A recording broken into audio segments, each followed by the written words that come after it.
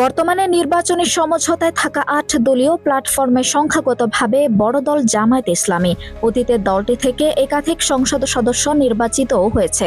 অন্যদিকে কওমি মাদ্রাসা ঘরানা ও তাবলিগের বড় অংশের সমর্থন নিয়ে ইসলামী আন্দোলন বাংলাদেশ ও খেলাফত মজলিস সহ ধর্মভিত্তিক বেশ কয়েকটি রাজনৈতিক দল।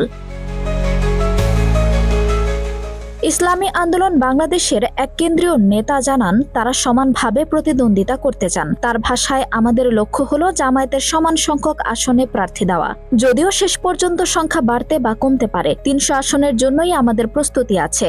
এর মধ্যে প্রায় ২০০ আসনে আমরা নিজেদের অবস্থানকে শক্তিশালী মনে করি। ইসলামী আন্দোলন বাংলাদেশের মহাসচিব ইউনুস আহমেদ জানান, তাদের প্রায় ১৫০ আসনে ভালো সম্ভাবনা রয়েছে।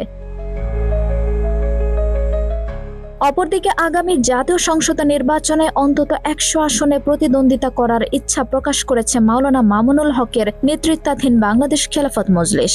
দলের মহাসচিব মাওলানা জালালউদ্দিন আহমেদ জানান, তাদের প্রার্থী তালিকা প্রায় প্রস্তুত এবং ৮ দলীয় প্ল্যাটফর্মের কর্মসূচিতেও তারা সক্রিয়। তবে জোটগতভাবে নির্বাচন করবে কিনা এ বিষয়ে এখনো চূড়ান্ত সিদ্ধান্ত হয়নি। খুব শিগগিরই নীতি নির্ধারকদের বৈঠকে বিষয়টি চূড়ান্ত হবে। সমঝোতা হলে কয়টি আসনে তারা প্রতিদ্বন্দ্বিতা করতে পারেন এ বিষয়ে জানতে চাইলে তিনি বলেন, তাদের ন্যূনতম লক্ষ্য ১০০ আসন।